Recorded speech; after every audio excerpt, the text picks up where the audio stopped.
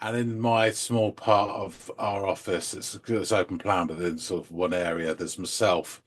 There is a lady in her late 50s and a lady in her mid 60s and a 28-year-old going on 14. Um, and I was trying to explain to them about anime, and they didn't get it. And I was trying to Yeah. say about Howl's Moving Castle and Akira being the really big films, and they said, "Well, what about Frozen?" I said, "Yeah, that's not anime." It's And they didn't animated. get it. It's animated, yeah, yeah.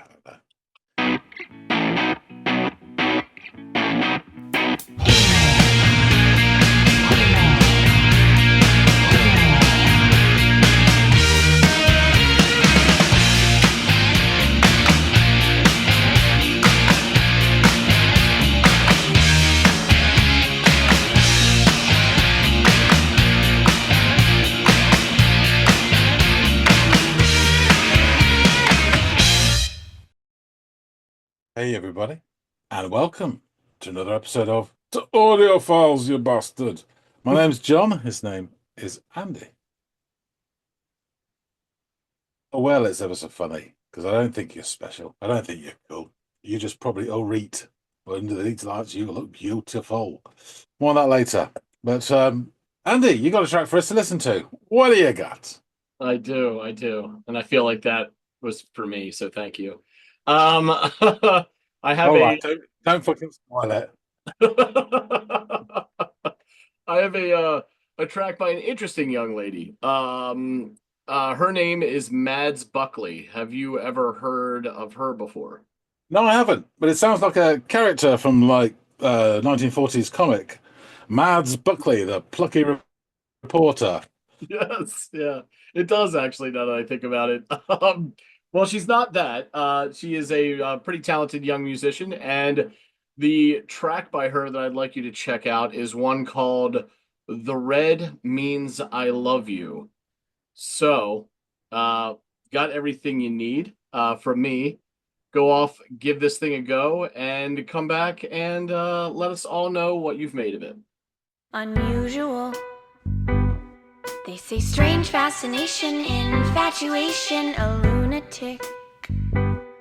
Call me what suits your taste, I just wanna taste. And I've always heard it's what's inside that counts. Cause my insides are red, and yours are too. And the red on my face is matching you. And goodness, you're bleeding, what a wonderful feeling. You're down and you're pleading, my head is just reeling. The red means I love you. Taste in your blood means I love you. The red means I love you. The red means I love you. Unfortunate. Yeah, okay. So this is Perky Little Number. um, very much cut from the musical theatre cloth, which means it's signposted where it's going to go quite often. So you get this kind of perky piano prancing at the start, which is quite often you can imagine the character on stage a bit ponderous and moving around and thinking, what am I going to do with this situation? And it's very similar. But and there's she uses some words. I managed to scroll down. Unusual at the start, and then there's this other tracked vocal that comes in. It's very sort of childish, like something like an animated character or something on helium. So it adds to this very sort of immature sound, strange fascination, infatuation. And she says lunatic as well. Um, and then we're getting all these imagery about blood and taste, etc. And I am fearful that this is from a sort of a musical version of Twilight or something, which would explain the kind of childish romantic nature of it. Um, Perhaps. Um, but imagine a musical version of Carrie. Oh, someone's going to probably tell me there has been one. Jesus. Um, But yeah, and then the music expands and you get quite a nice swing to it. And they do that thing where the lines are all airy and it feels like movement, and you can imagine the movement on stage as well. And then the lines kind of run into each other as they pick up pace. Um, and then you get to this nice, and it sort of goes and comes, and then it goes to an expansive chorus where there's much more air and the longer sung syllables. Um, and while she was singing the title line for the most part, I think for the chorus, um, there was some nice brass going away that was sort of popping and having all the beats to it, doing almost like a percussive job within the chorus. It sounded really nice, the brass actually. And then, as completely predicted, it drops down to that prancing piano again, and away we go. Our quirky heroine is back onto it again. Yeah, I'm not sure the red means I love you. I mean, blood and red is an obvious imagery. I don't know if there's anything more complex going on here.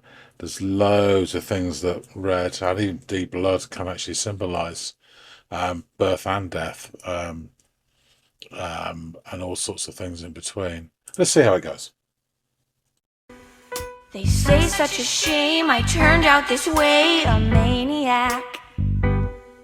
Well, yeah, I get manic when I cause a panic, and of course I'm excited when I see you around. It's really kind of musical My theatre there. insides are red, and yours are too, and the red on my face is matching you. And goodness, you're bleeding, what a wonderful feeling. You're down and you're bleeding, my head is just reeling. The red means I love you. Just to note there, this interesting, the rhyming patterns. So it sort of comes together and then goes apart again. Something about manic and panic, and then there, as a sort of swirling, and as I say, the lines running onto each other. I got bleeding, feeling, bleeding, reeling, and then it opens up into the red, means I love you. It's just interesting techniques. Taste in your blood means I love you. The red means I love you. The red means I love you. Mariachi. Leave me high and dry. A rush comes to my mind, yet the drums of blood you leave behind. Run as you might, my love will never ever stop.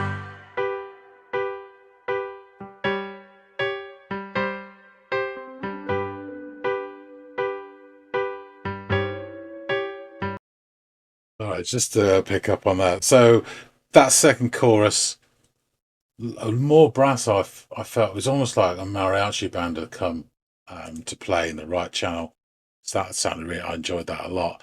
And then we get this bridgey bit for the last 20 or 30 seconds that sounded quite sort of mainstreamy poppy almost. Not that it was terrible, it just didn't fit. I didn't think the song, but that's bridges for you. I have a problem with them in songs. I'm fine walking or driving over one. But it's just this really, the nature of musical theatre is that it doesn't allow for subtlety, really. I mean, this the way they have to perform it live on stage. It has to be big, so that everyone, the people in the cheap seats, can see what's going on as well. So I understand all that, but it's like when she says like and stop, and of course the music has to stop when she says the word stop, and it's just so unsubtle. And then back to the prancing piano again. I'm just picturing leg warmers at this point. I don't know why, but there you go. And I've always heard it's what's inside.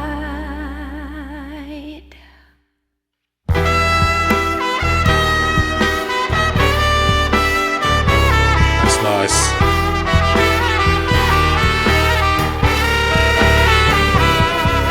My insides are red, and yours are too, and the red on my face is matching you.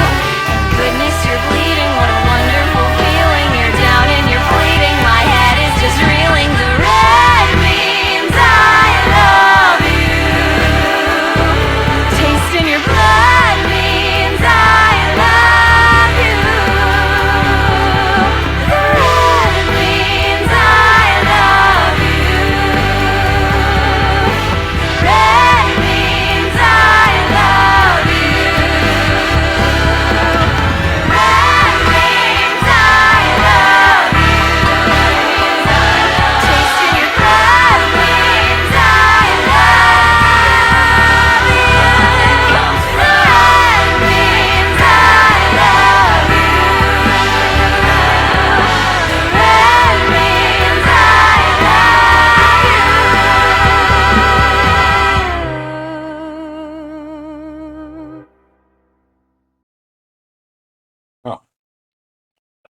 I guess the track must run into another. Stop really. It's just went, yeah, and silence. There you go.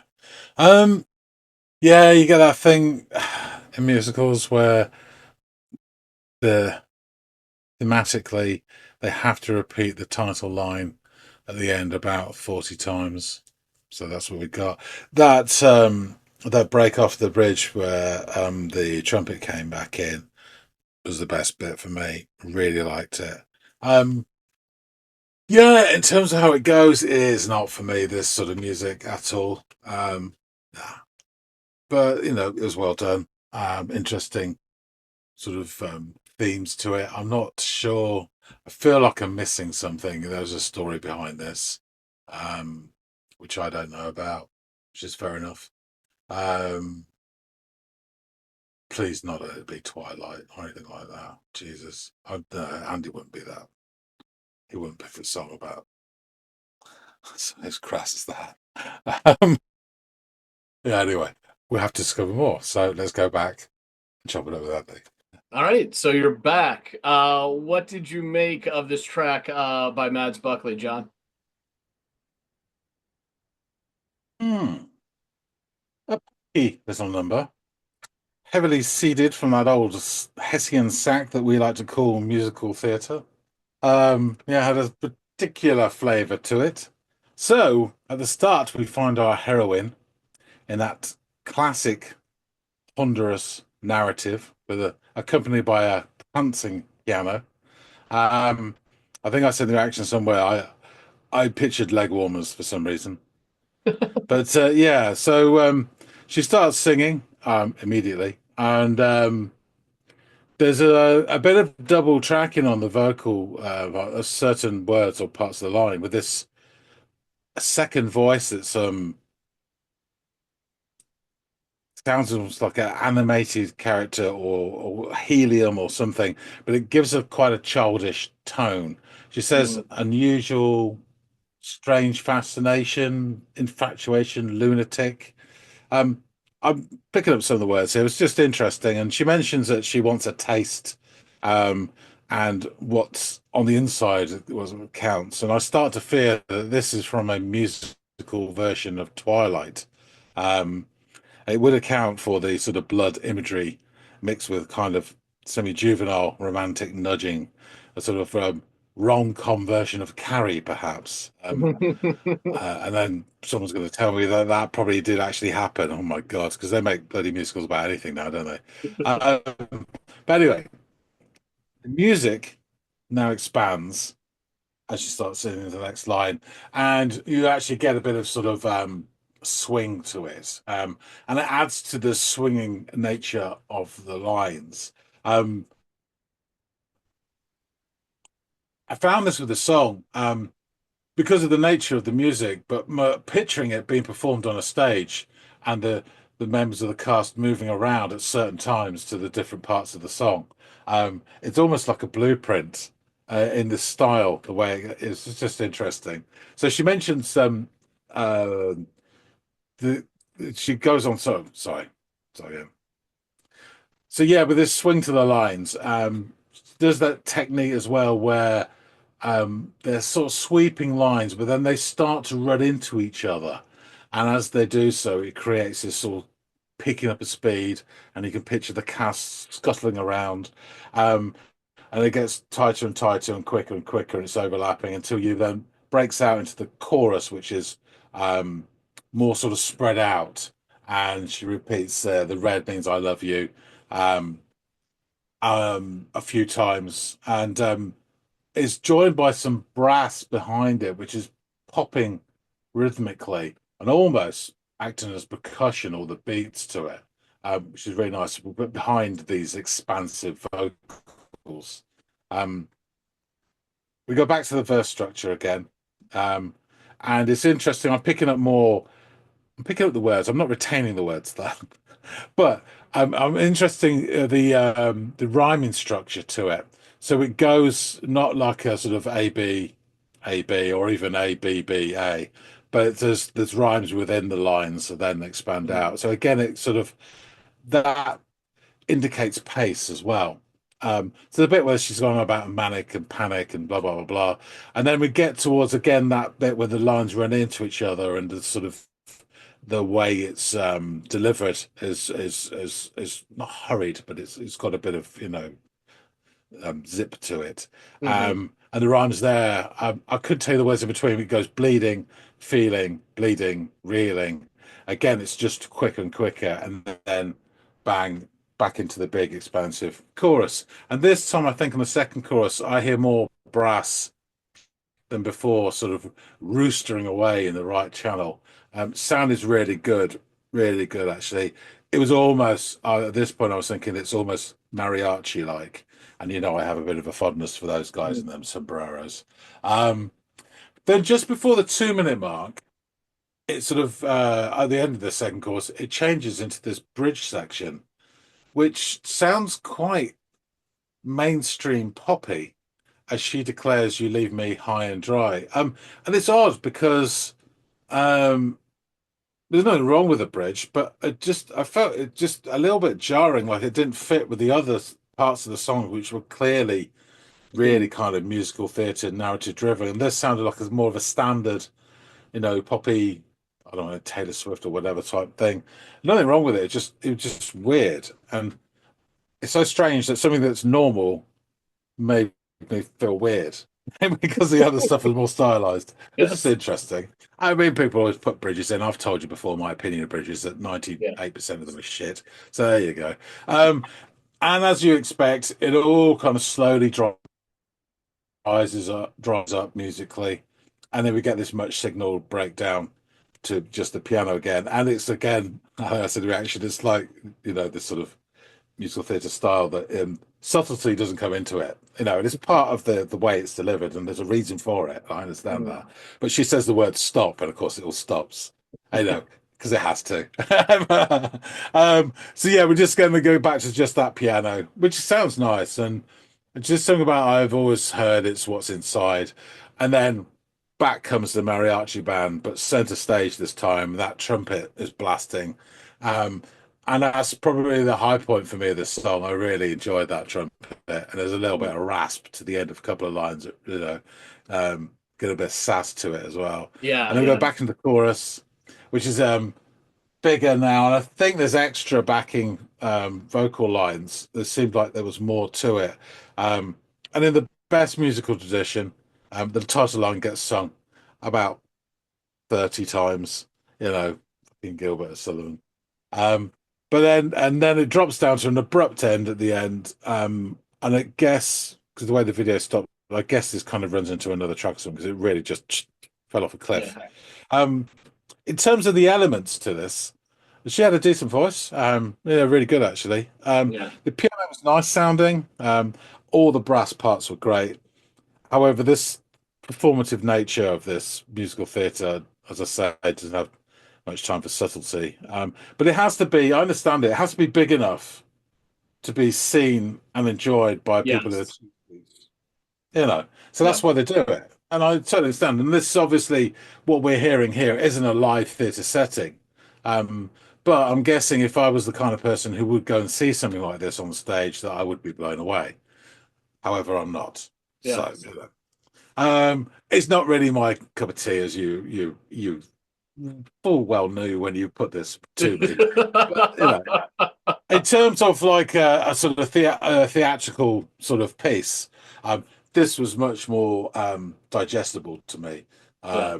than others. It got me thinking about the red blood motif as well, and what red means, because it mean life and birth, but also death. Obviously blood is important. It can also mean womanhood.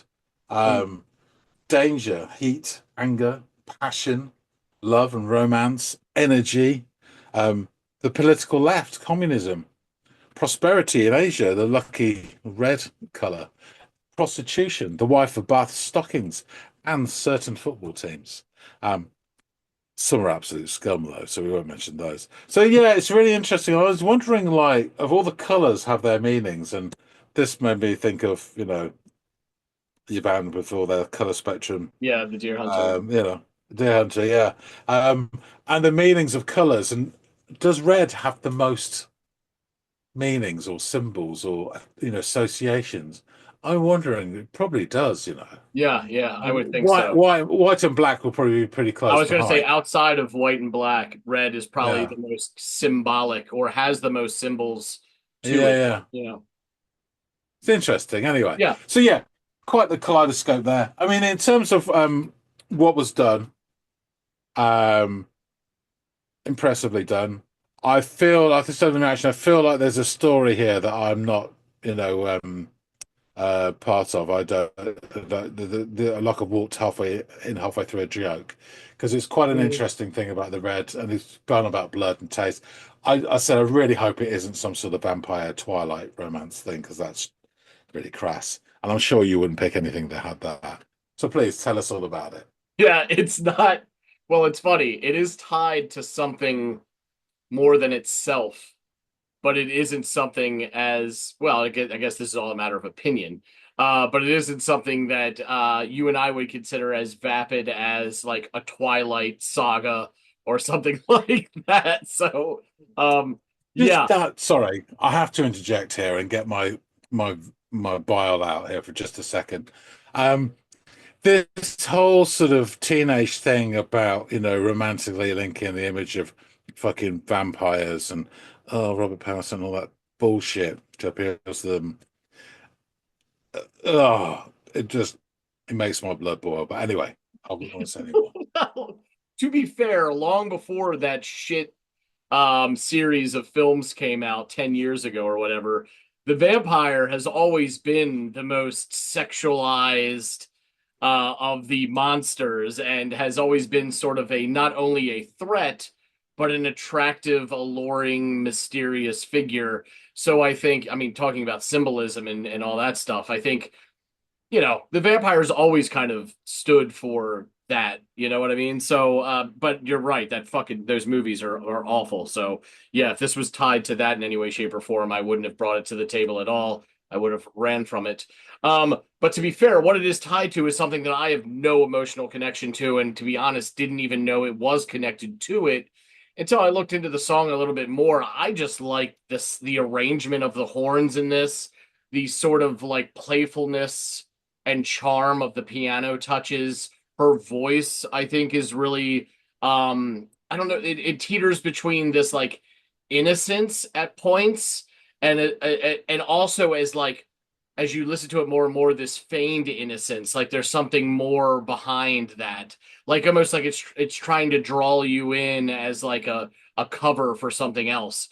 So yeah, I don't know. There's something, and you're right. Like this is definitely a fault line in our preferences rather than that Venn diagram we talk about. This is the on the outskirts of those two circles where I do have this like like odd attraction to theatrical music and just theater in general. So I thought I know that aspect of it he won't like, but there are parts of this that I think he will find redeeming. So I'm glad you did in those parts. I mean, it went about as I expected. So thank you for giving a listen, John. Yes, our gal, Mads Buckley. She is a 25-year-old American singer-songwriter known for writing songs based on a variety of, and nerd alert, anime, manga, video games, and book fandoms. She also creates non-fandom works as well. This isn't her only. This isn't the only lane that she populates, but taking inspiration from stage and screen alike, Buckley makes powerful alternative folk rock with ambitions matched only by the scale of her influences. She says, I spent a lot of middle school listening to Mariana's Trench and musical theater. The Nashville based, and I should say, she's Nashville based, but Chicago raised. And she also mentions, I grew up singing Sarah Bareilles. I'm not familiar with her. With my cousins, it was always going to be a part of me. So she is most famous for short songs that she posts on her TikTok account, the themes of which tend to center around various anime series. this is so Generation Z. I cannot connect with this at all. But it's interesting that this is where she comes from and this is her inspiration. I couldn't imagine sitting down and picking up my guitar or bass when I was, 12 or 13 and being like, and this one was inspired by the Phoenix Saga in X-Men. You know what I mean? Like just being inspired by my comic collection.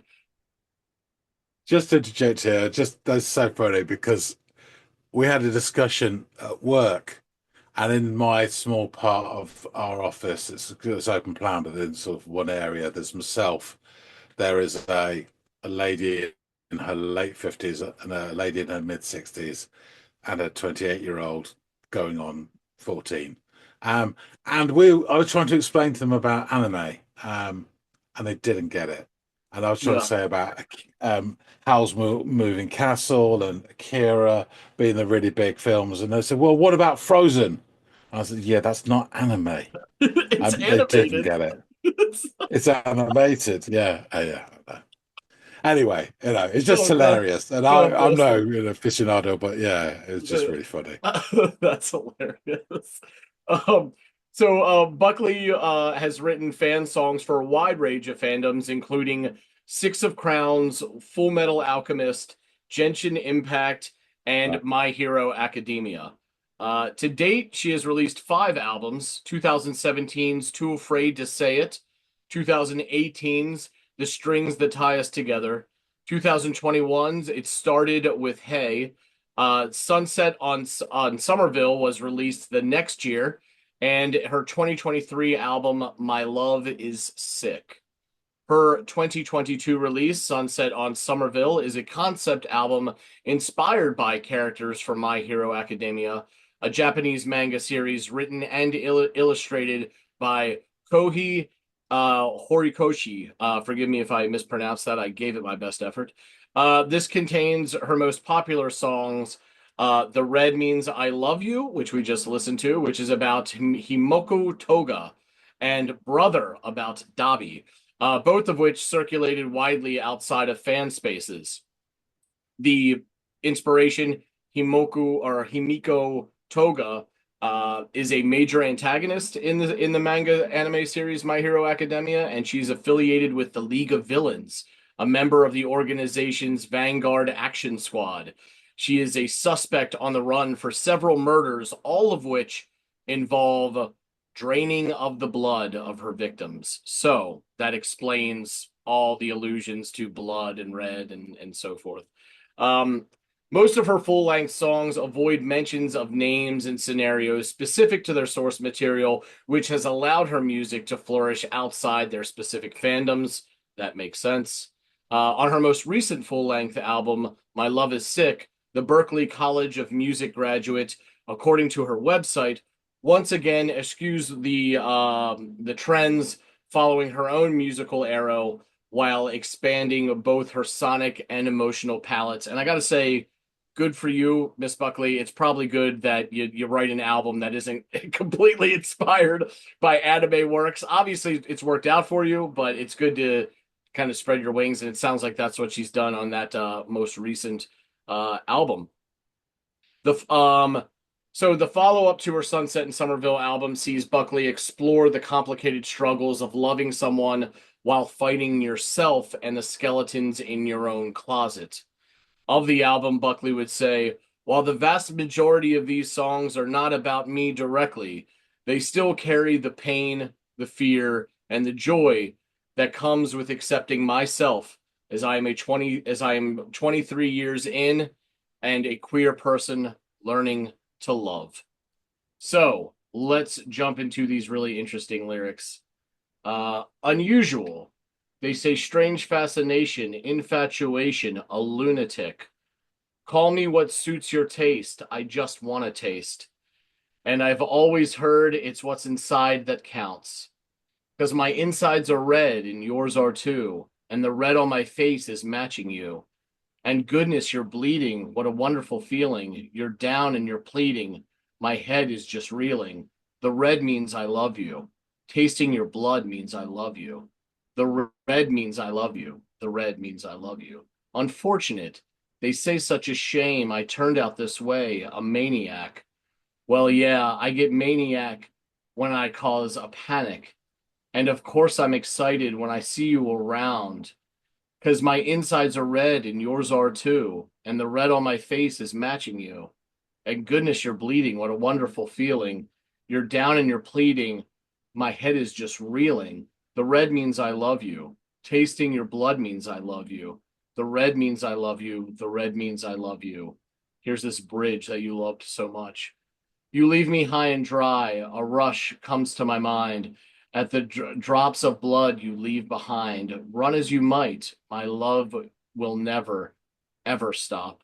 And I've always heard that it's what's inside, because my insides are red and yours are too. And the red on my face is matching you. And goodness, you're bleeding. What a wonderful feeling. You're down and you're pleading. My head is just reeling.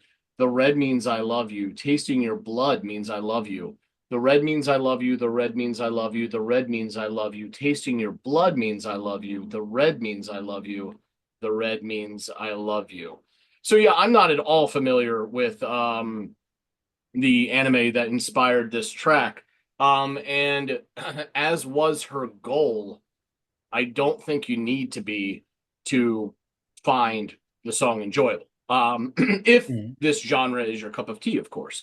So yeah, the first time I heard this, I thought, the rhythmic patterns of the delivery, the scanning of the lyrics, as you mentioned, you kind of fall into that rhythm too, especially again if you're open to this sort of thing. And yeah, I found it charming and interesting, and her voice whimsical and in a weird, probably because the lyrical contents in a way kind of threatening, like this like almost like Gizmo from from Gremlins, right? It's all cute and then you get it wet and everything turns to shit. So yeah, it was kind of like that sort of experience for me from a musical standpoint. There's something oddly and very nerdy but charming about this track. So I thought I'd throw it at you and see if you withstood it, and you did. Here you are. So thanks for giving it a listen, John. I really appreciate it, buddy. Guys out there, the listening audience, please let us know what you made of this track by Mads Buckley. If her voice or if any of the music reminded you of anything, whatever, just drop it down in the comments field below. We love hearing from you guys. Also, if you have any suggestions for songs that we should check out on our Friday episodes, also, feel free to drop those down in the comments field.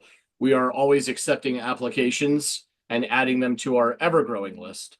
And one last request, please like, share, and or subscribe if you have not yet done any of or all of those things.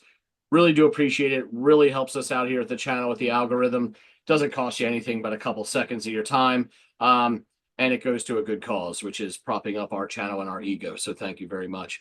All that out of the way, hopefully we'll catch all y'all in growing numbers on the next installment of the Audiophiles. We'll see you later, guys.